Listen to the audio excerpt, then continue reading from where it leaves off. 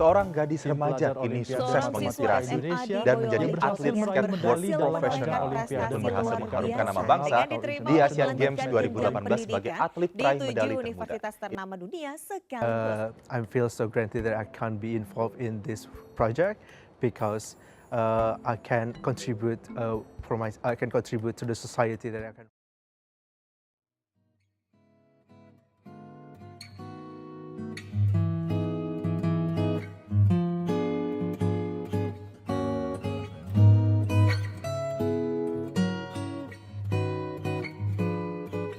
Museum Sumpah Pemuda terletak di Jalan Kramat Raya, nomor 16, RW 9, Kuitang, Kecamatan Senen, Jakarta Pusat.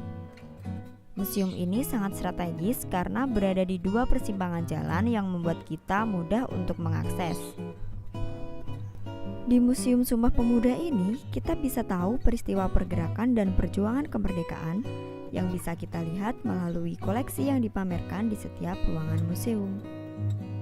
Di museum ini ada beberapa ruangan yang menggambarkan peristiwa bersejarah dalam proses terciptanya Sumpah Pemuda. Ketika berkunjung ke museum, ruang pertama yang kita kunjungi adalah ruang pengenalan. Di dalam ruangan ini kita bisa melihat gambar peta lokasi Gedung Sumpah Pemuda di tahun 1920-an.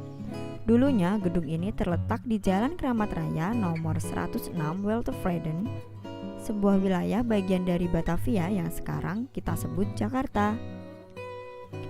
Kita juga bisa melihat wajah pemilik bangunan ini yang bernama Bapak Si Kong Lian.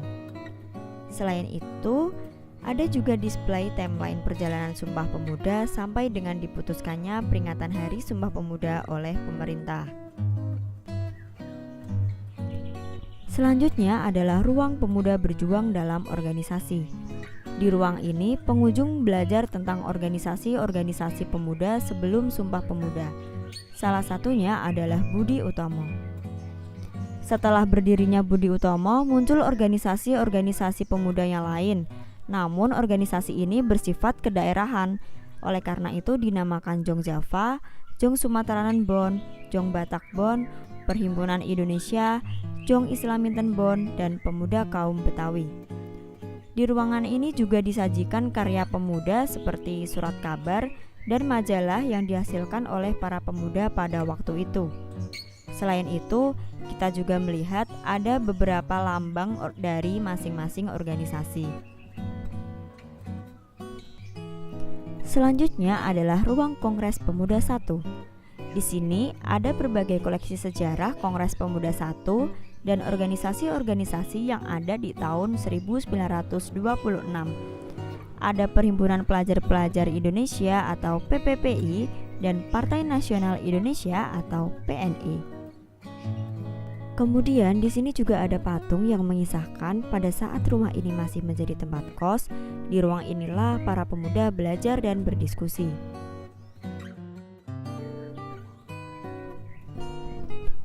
Selanjutnya adalah ruang pemuda bersatu dalam Sumpah Pemuda.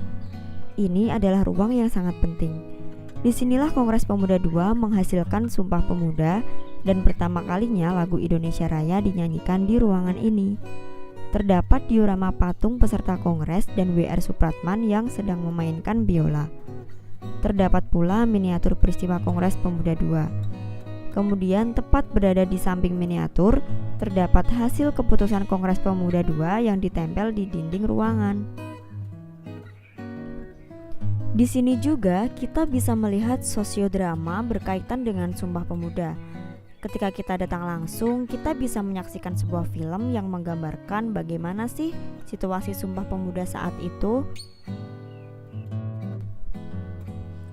Selanjutnya di halaman belakang terdapat bangunan baru dan relief sejarah pergerakan pemuda. Relief ini menceritakan garis besar sejarah Indonesia.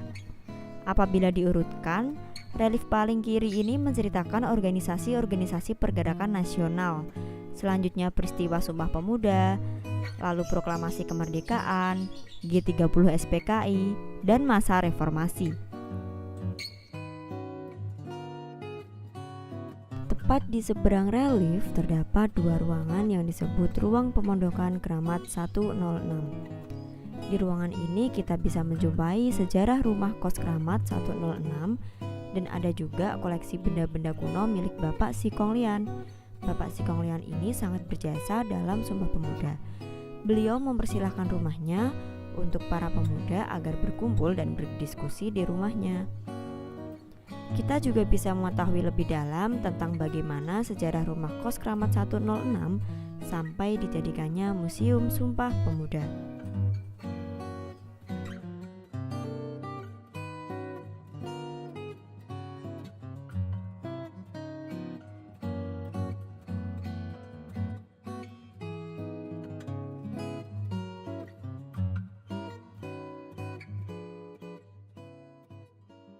Yang mempelopori pergerakan pemuda ini awalnya adalah, kalau kita berbicara pemuda pas awalnya ada kebangkitan nasional.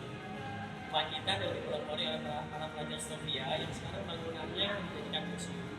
Ketika itu kan orang berperan pada visi dan sifat kedaerahan. Ketika sudah ada namanya organisasi pemuda, mulai terbentuk organisasi pemuda. Jadi pada di sini ada yang namanya dari Java, dari Sumatera, dari Batak, dari Betawi. Karena adanya perbedaan rasa, perbedaan kesukuan, sehingga pemuda-pemuda yang ketika itu berkelompok berusaha menyatukan ide, berusaha menyatukan kemauan, berusaha menyatukan jalan. Maka terjadilah keramatan pemuda atau kongres pemuda yang nanti pada akhirnya menghasilkan Sumpah Sumpah Pemuda.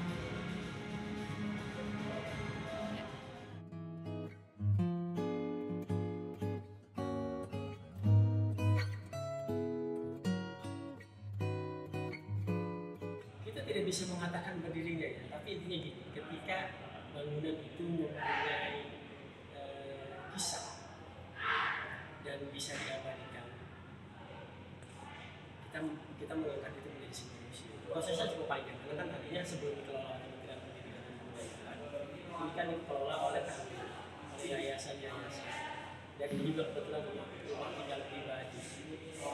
Jadi nanti ada prosesnya, itu yang prosesnya yang nanti agak panjang juga ya. Itu sejarahnya nanti di sini sekitar 1989 ada museum-museum yang tadinya milik pribadi, milik yayasan, milik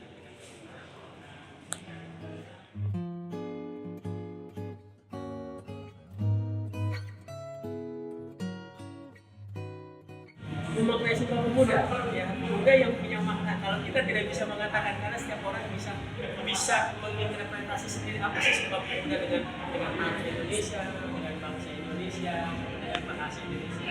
Nah kalau kita melihat saat ini, mohon maaf, kan sekarang ada juga kesenjangan di antara pemuda. Kalau kita memilih kembali ke sejarah, kita kembali ke sini. Tujuannya adalah persatuan, karena kata kuncinya adalah kenapa persatuan dan pemuluhan. Sekarang pemuda harus bersatu. Indonesia di tangan pemuda, bukan di tangan orang tua. Makanya yang datang di sini, alhamdulillah orang muda. Hari ini yang datang rombongan dari BNS adalah orang-orang muda penerus bangsa, cita-cita dari Sumpah Pemuda yang intinya menyatukan tanah Indonesia, menyatukan bangsa Indonesia, menyatukan bahasa